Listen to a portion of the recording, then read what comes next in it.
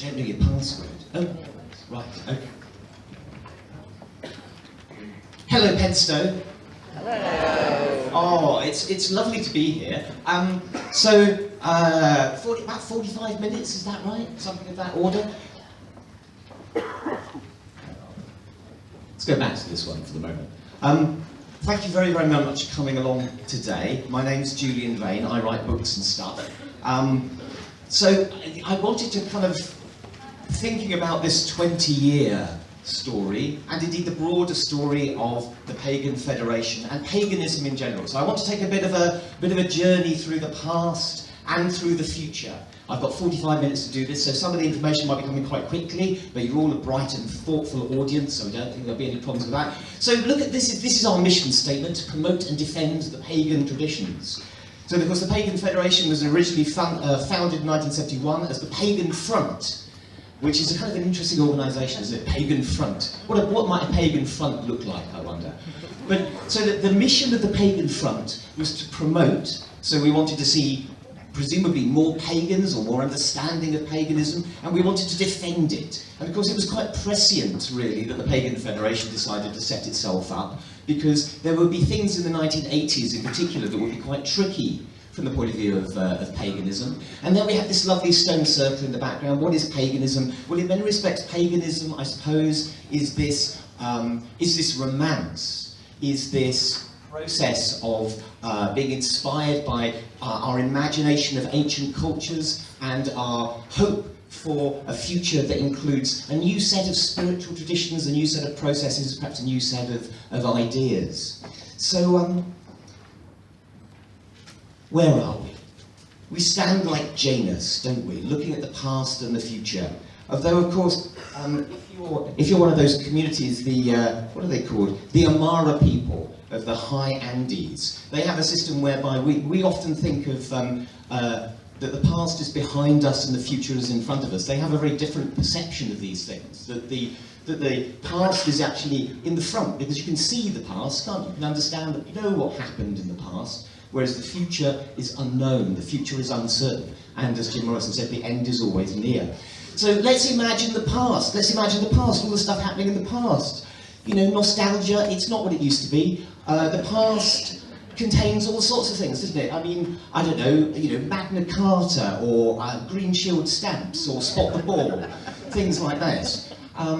That's the sort of stuff from the past. Do you remember the past, when the animals were all bigger and easier to hunt? And then we have the future. Oh, the future. What about the future? Well, it's all going to hell in a handcart, isn't it? No, the future is bright, the future is fantastic. Like Janus, we all have a perspective. So if we're a historian, maybe we have a very broad perspective that takes in lots and lots of the data about the past, is perhaps better able to imagine the future, who knows? But certainly our perspective as individuals gives us a particular view. And so this is my particular view, exploring some of these ideas. And of course, a lot of what I'm going to talk about is stuff that interests me. So this is my understanding of some of these things. The monsters of rock. So when I was invited to come and talk to him, and I was invited to come and sort of, it's 20 years, blah, blah, reflect on the past, look at the future. I looked at the bill and I looked at all the names of the people and I thought, they're all old, aren't they? They're like the monsters of rock of paganism. And you could spend a bit of time imagining who is which band. Which band is Ronald? Which band am I? I don't know, Dave, have you got any suggestions? Well, Dave probably knows. Dave.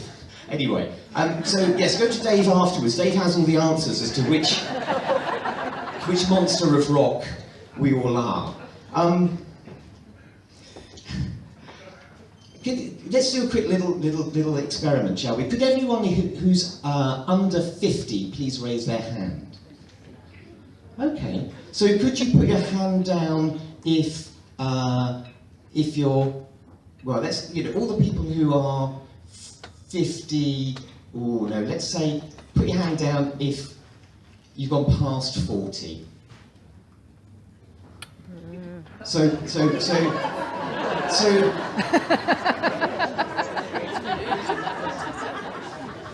you're under 40. Who's under 40? Anyone under 40? Anyone else? 1, 2, a few people under 40. Anyone under 30? Over here. Monsters of Rock. You know, one of the things I would like to have is I would like to have a conference where we have some of those younger voices. Wouldn't that be interesting? Because they don't have to just talk about Pogs and Skrillex and whether the girl is an uckus. There could be any number of things which those young people could be talking to us about. Because, you know, in terms of understanding the past and the future, it would be interesting to have some of those younger voices involved in this kind of process. Monsters of Rock. I don't know, Kiss? Do you think I look a bit like something out of Kiss? I don't know, is that right, Dave? I reckon you're Black Sabbath, mate. Black Sabbath, fantastic. So look, you probably can't see this terribly clearly. This is a book called The New Generation Witches. So this is a book I wrote a paper for in 2007. So I contributed to this book. It's an academic book. It costs you a fortune to buy, unfortunately. I think there's probably a Kindle version of it now. What I did was I wrote a paper, what was it called? The Discovery of Witchcraft and Exploration, the Changing Face of Witchcraft through Contemporary Interview and Personal Reflection. So what I did was I interviewed somebody who was 20 years younger than me, who'd become involved in witchcraft, and I was kind of contrasting and comparing the differences, and there were various little minor things, really. But the most important difference between my experience of becoming involved in magic, paganism, and the experience of the person that I was interviewing could be summarised really in 2 words: the internet. So here's a nice picture of the internet, which I always think really looks quite charmingly like the neurons in the human brain, unsurprisingly. So the internet has made a massive impact, of course, on all of our lives, and particularly in terms of the way that pagans relate and communicate with each other, and the way that we found and that we structure our communities and our ways of interacting. Today, obviously, a vast amount of the interaction of our culture happens in that way. We have Facebook groups, we have... I mean, Dave, how many people subscribe to your podcast, mate? About 19,000. About 19,000 people just listening to you witter on. That's brilliant, isn't it? That's much better than anything I've got, mate. If only I could play the guitar. It's disappointing. Anyway, so the internet, this is a major thing. This is a major influence on all of our lives. And in terms of understanding how paganism develops, one of the things that we have to understand is the way that paganism lives within the culture that it inhabits. And so, lots and lots of stuff. I'm part of lots of exciting Facebook groups in which there are tens of thousands of people exchanging information. So a lot of the stuff that used to happen within the pagan community is now taken by that as its kind of transport layer, if you like. This is how it used to be in the olden days. Particularly for those people who put their hands up when they said they were under, just people under 30 here, that's remarkable. How did they get in? So here are some things from the olden days. So back in the olden days, it was the case that you had pagan magazines. They were pagan magazines. They still exist pretty much now. Actually, look, there's one being held up. There's Marion, brilliant. Monsters of Rock. So they are pagan magazines, and it's really, really important. This was the stuff that I had as an introduction to paganism. So there are things like the Cauldron. The Cauldron, which was published, I think, for 39 years. Mike Howard. Do we have a big round of applause for Mike Howard?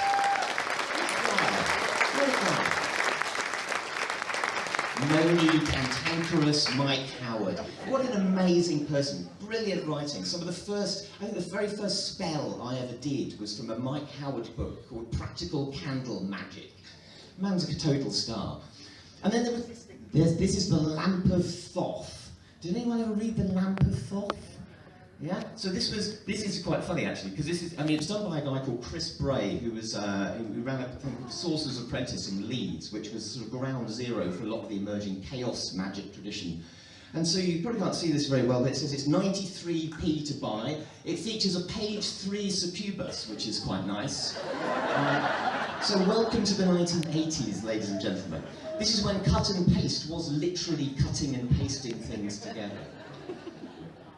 But even in those days, pagans were quite interested in the nascent internet. So there was a thing called Pagan Link, I don't know if everyone remembers that. That was the sort of very, very, very beginnings of pagans kind of inhabiting this online space.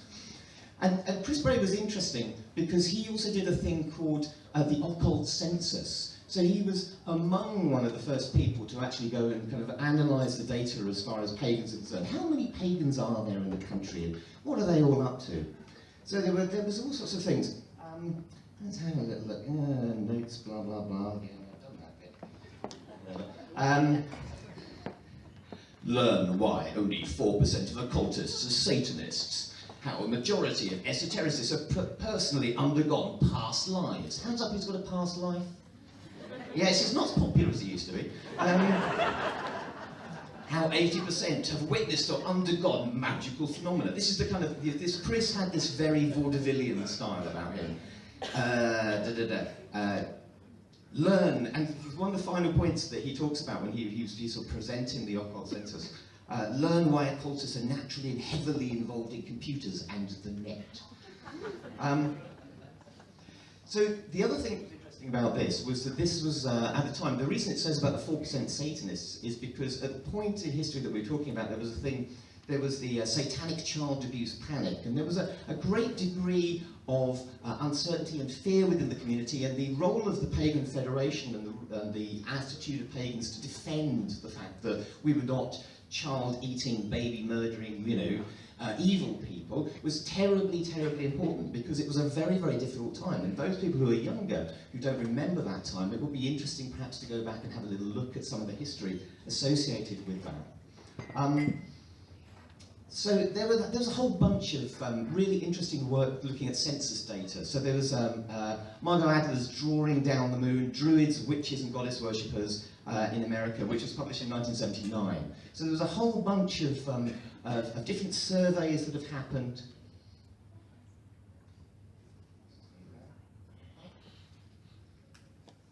Different surveys that have happened. The emerging network, sociology of New Age and Neo-Pagan movements, 1995. So what happened fairly early on is that academics began to look at paganism, began to be interested in this emerging community.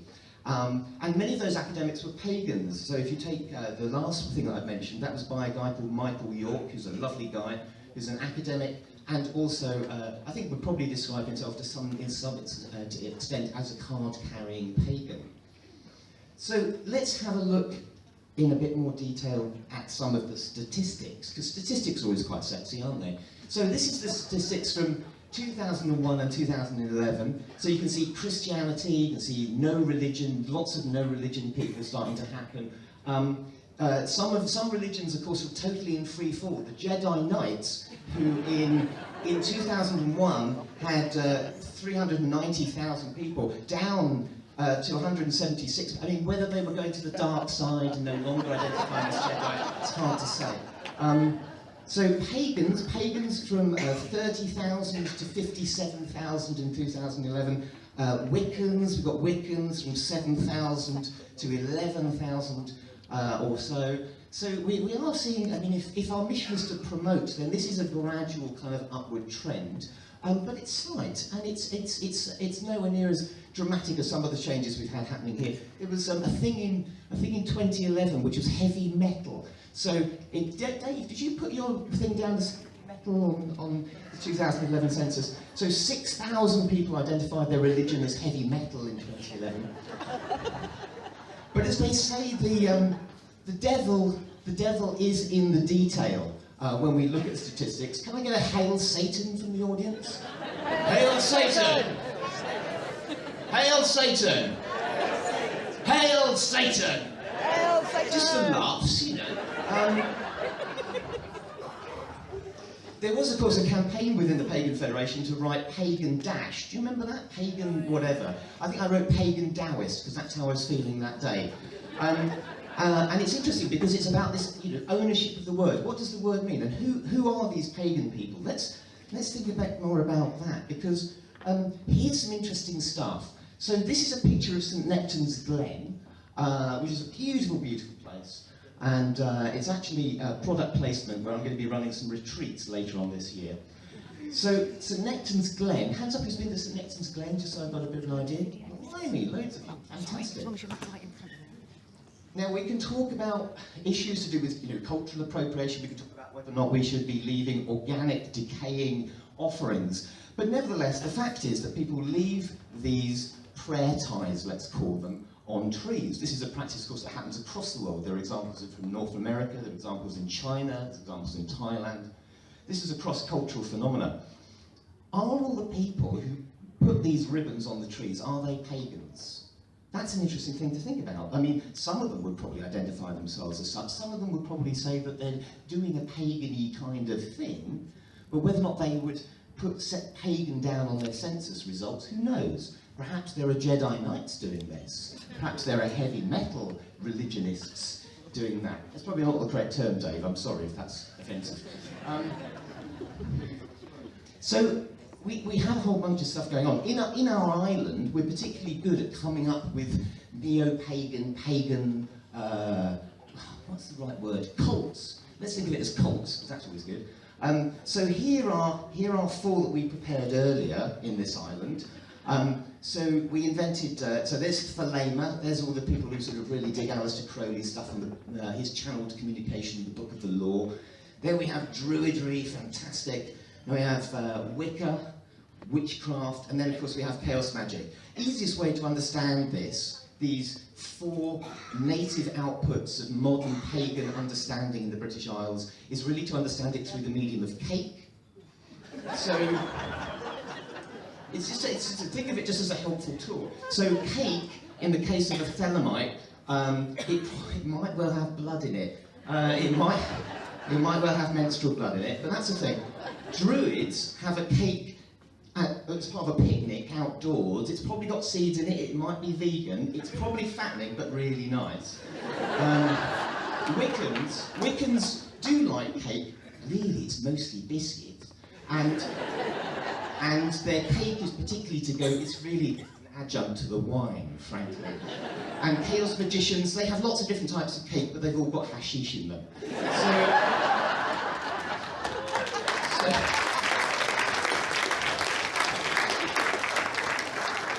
But paganism itself, there's a lovely, I don't know if anyone has ever read it, there's a fantastic book by a guy called Robin Lane Fox, who's a classicist, I think he was working in Oxford, who wrote a book called Pagans and Christians, which is about the transition between, in the ancient world between paganism and Christianity. Really, really good book. It's worth it to read, if nothing else. It's a beautiful description of the Oracle at Delphi. And he says a really interesting thing. I'll just read you this quote. He says, paganism too is a Christian coinage, a word like Judaism, which suggests a system of doctrine and an orthodoxy, as Christian religion knows one. But modern historians, by modern historians, pagan religion has been defined as essentially a series of cult acts. So paganism is essentially a series of doing stuff. So look at this, that's interesting, isn't it? So paganism is a sense of doing stuff. He says the definition has an obvious aptness. Pagans performed rites but professed no creed or doctrine. They did not pay they did have detailed acts of cult, especially about offering animal victims to their gods, but they're not committed to a revealed belief in a strong Christian sense of the term. They were not exhorted to faith, and he quotes another writer who says, to anyone brought up on the classical Greek philosophy, faith was the lowest grade of cognition, the state of a mind of the uneducated. So faith was seen as just a bit of a naive kind of thing. That's not how you worked with deities or gods or anything. You had to have this kind of implicit knowledge.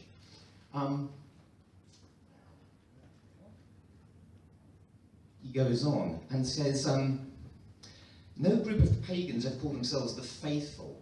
The term remains one of the few ways of distinguishing Jewish and Christian carvings and messages on inscriptions and things for those who are pagan. There's also no pagan concept of heresy. To the pagans, the Greek word hereses just meant the school. It just meant a school of thinking. So a school of thought, not a false or pernicious doctrine. It applied to teachings of different philosophical schools and sometimes to the medical schools too. So for pagans, he goes on to say, among pagans, the opposite of heterodoxy was not orthodoxy, but homodoxy, meaning agreement. So ancient pagans basically agreed that they did stuff that looked a bit pagan-y. That was it. So paganism, to some extent, is one of those words that was emerged within this context of, it was a word of othering. It was like, those pagans over there, they're not the Christians over here. And paganism, to some extent, you could think about a word like queer, or a word like gay, or a word, even words like nigger, that have been taken with some of those communities that those words have been used against, and they've owned those words, and they found power in those words, which I think is quite an interesting thing. And paganism is a bit like Shinto. It's like the traditional religion of Japan. So it doesn't really have text. It doesn't have anyone who's kind of in charge, but it does have a series of practices, a series of things that we do. Here's some of the things that we do. So, who here is a member of an initiated group or lineage or anything like this? Who has here been through some process like that? So one of the things where pagans come together is that we do group ritual, and one of those processes, of course, is the process of initiation, so the process of becoming part of an organisation. And pagans in the 1970s were sort of creating these lovely, this is what I really like, those great coffee table books. As someone who's like pushing 50, for me, my introduction to magic was these great coffee table books with pictures of Alex and Maxine, slightly blurry, a little bit sexy, fantastic. There they are doing their stuff, creating this new tradition. But of course, new traditions, new styles of magic, new approaches to spirituality being created all the time. This is an image from the Process Church of the Final Judgement. Any members of the Process Church of the Final Judgement here?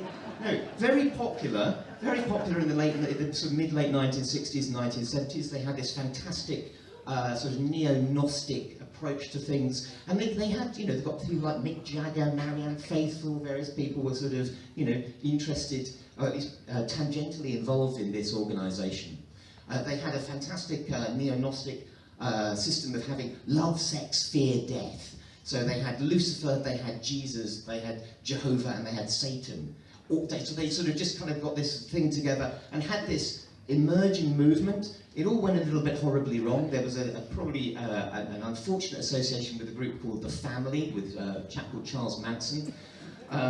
And they sort of fell out of favour. But I guess what I'm saying here is that new traditions are continuously spawning themselves. They're continuously being made up. And of course, some things that we think of as pagan just go deep within the rest of culture.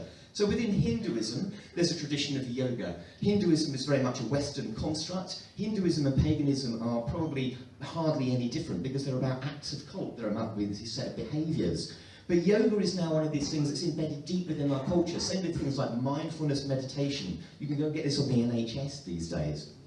So, what else have we got to say? Oh, yes. So, numbers. When we talk about numbers of pagans, this is a picture from Panthicon, which is a conference that happens in the United States. I think it's in about 2012. Were you there, Dave? No. It's a picture of some druids, mate. One of them's got a guitar on. Anyway. So 3,000 people get together and have a jolly nice time dressing up in a sort of LARPing sort of a way, which is cool. No, don't get me wrong, I dig that. So they're all doing their pagan thing, and over here in this country, we've got this announcement of Witchfest 2018 cancelled due to financial challenges. They aimed for 3,000 people as well, they didn't manage to get it. Now there's a number of possible reasons for that. There's been a massive economic crash, the bankers stole all our money, we might remember that from 2008, 2009.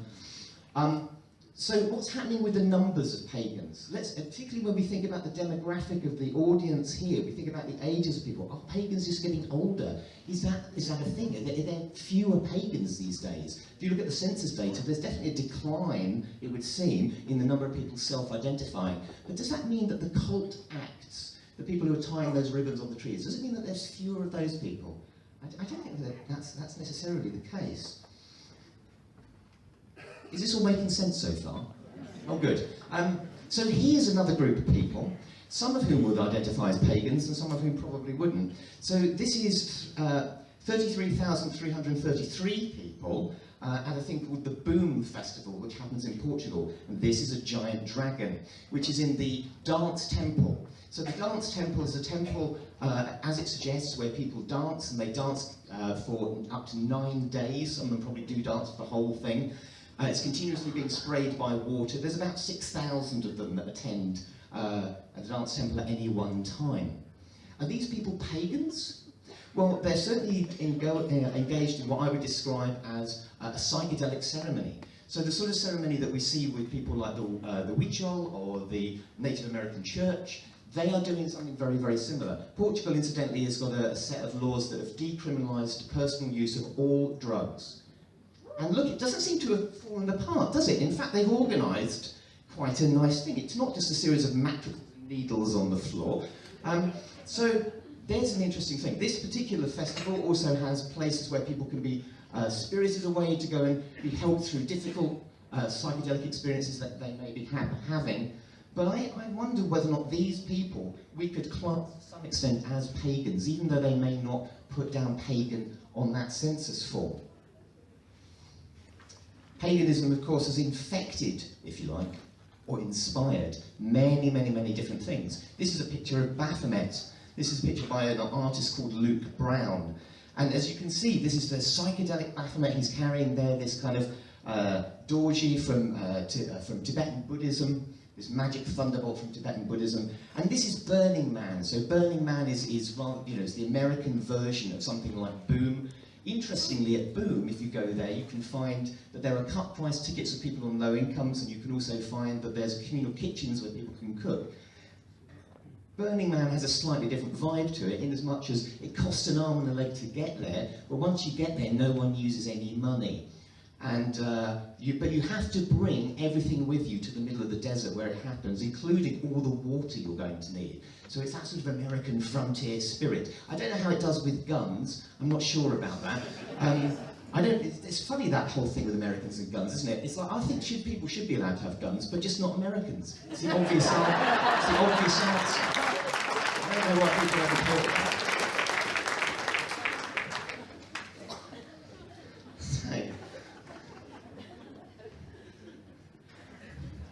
But the world is a weird place, isn't it? Isn't the world a weird place? So, do people know about this? Do people know about that as we're having this conversation now, that there's a car in space?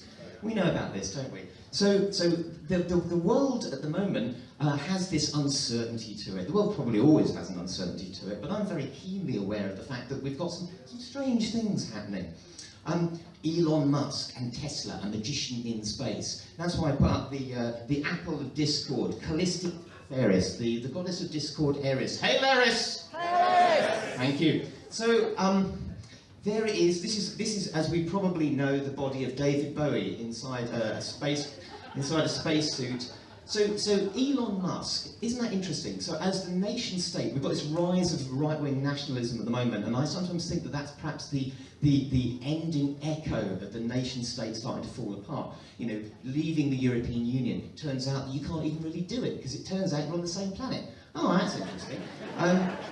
But in space, at the moment, Elon Musk, the man who invented PayPal, has sent a giant rocket, incidentally, of course, called the Falcon Heavy rocket, which, if you say it in an American accent, sounds a bit rude.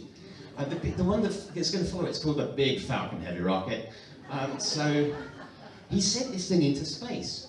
I think it's a sort of a talisman. It's a sort of magical act. He sent a red car to the Martian planet with the alien bard David Bowie playing on it, and of course the words "Don't Panic" on the front of the screen of the car. You can watch this on YouTube, it's hilarious. And also, the other thing about this, of course, is that as society and culture changes, it turns out that the nation state is probably much less important. Elon Musk, SpaceX, last year they sent 18 rockets into space. How many did NASA send into space? 3.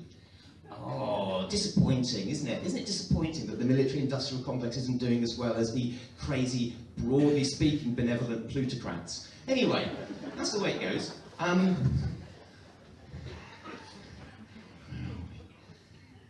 So, let's have a think about identity. There are some places in the world where identity as a pagan is tremendously important. So, particularly in places like dear old America. In America, of course, a country founded by people who didn't like the religious tolerance in Europe and decided to leave and to set up their own sort of, little enclaves, which is probably why it's working out so well.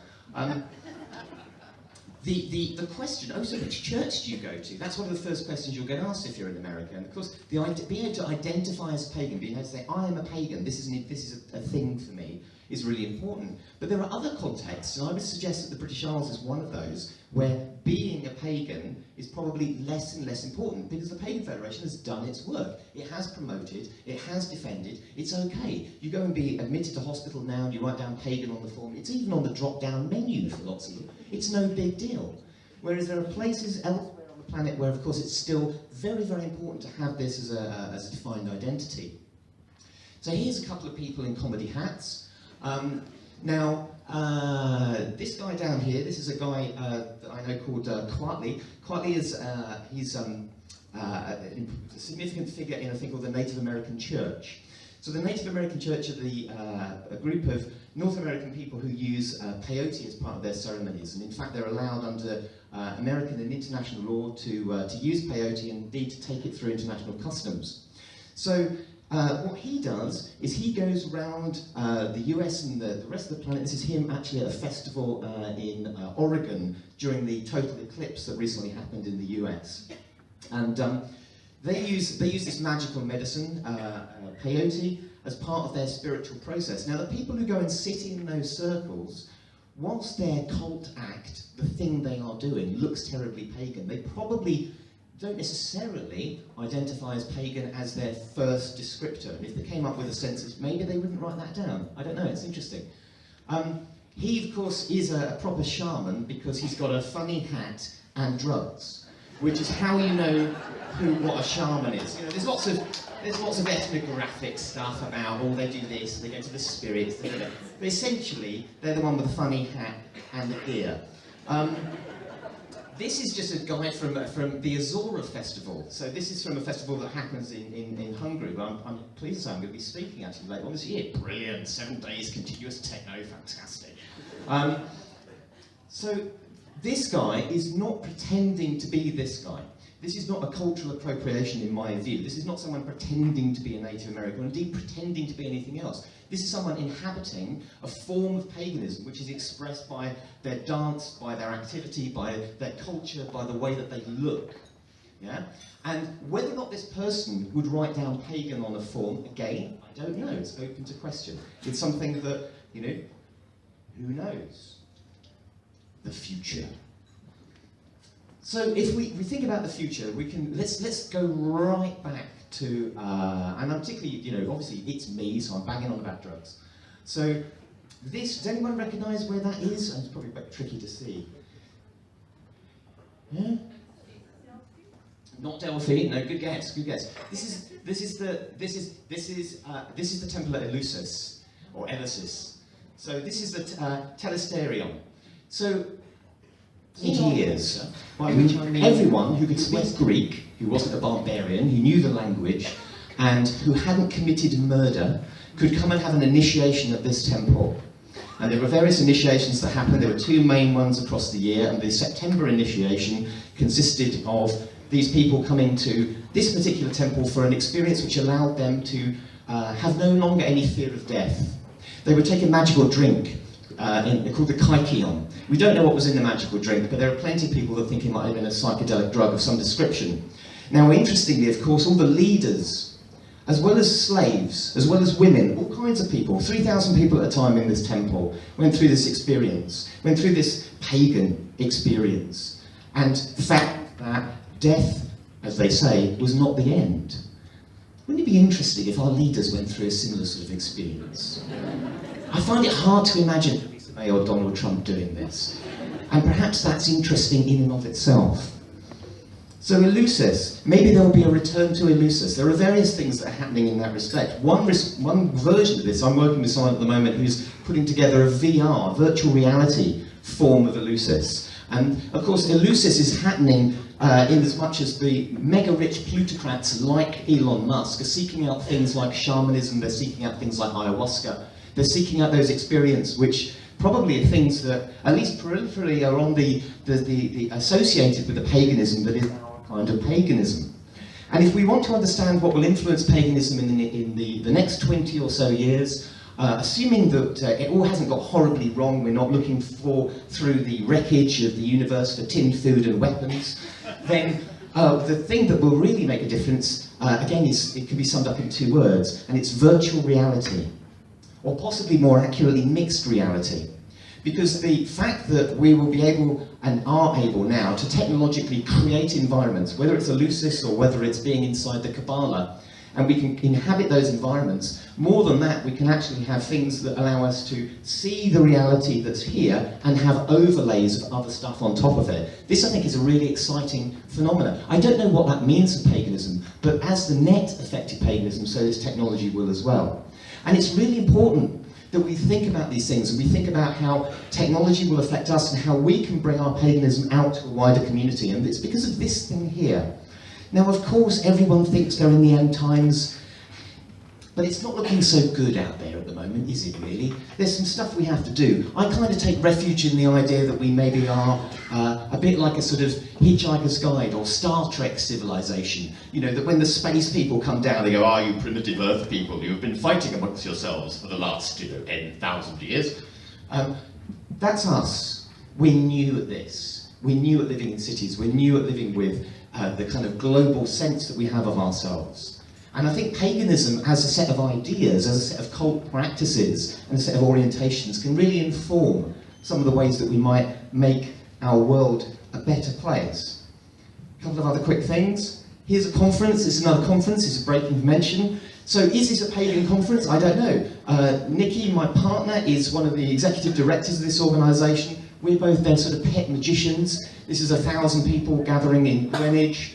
And we have people from the Huichol tradition, we have ayahuasqueros, we have all kinds of people who are coming together. We have pagans who are interested in non-drug related ways of changing consciousness. They come together at these events. So there are many, many conferences out there that have absorbed elements of paganism. Nikki and I did an opening for a conference in Berlin where we were asked to do an opening and a closing ritual. And we constructed a ritual which was actually about tying ribbons onto a tree. And everyone really grooved on it. Now, whether or not those people were pagans, it's hard to say, but they were certainly, you know, there's a tendency to turn nouns into verbs these days. They were certainly paganing, perhaps. So this is where I'm going to end it. And I'm going to end it with a couple of things. The first thing here is some water. I have had this thing about identifying as a pagan. I identify as this thing. But I think as we go through culture and as we go through time, what's happening is that at least in Britain, we don't need to hold on to this identity so strongly. We can have a fluidity, and that happens all the time now. It used to be the case when the Pagan Federation and Pagan Front was founded that it was pretty much all Wiccans. And actually, if you speak to people now, unsurprisingly, they say, well, I'm a bit of a Wiccan with a bit of a shamanist thing thrown in, and I quite like a bit of spiritualism, and then I go to church at Christmas because it's good. And that's cool. That's cool. Now, some of those people will say pagan on the census. Many of those people probably won't. They'll put down something else. The other thing to think about is this. And Lavana earlier on mentioned that this conference was transforming itself. It was going to be the same conference, but within these new structures. Because the Pagan Federation, I feel, has done a lot of its work, and it's rather like a seed. Yeah. So we grow this stuff. We grow these ideas, we incubate these ideas, and then pop, they come out into the rest of culture. And the behaviours of paganism and those ideas inhabit and inspire many, many people. Now, it's important for us to keep up our awareness, because the things that happened in the 1980s and the difficulties and the forms of oppression against pagans and other groups can and will still happen. There is, as they say, no magic wand that's going to fix this. This is continuously about asserting freedom, asserting identity, asserting our value as people, and the ideas that we hold dear. Thank you very, very much for listening.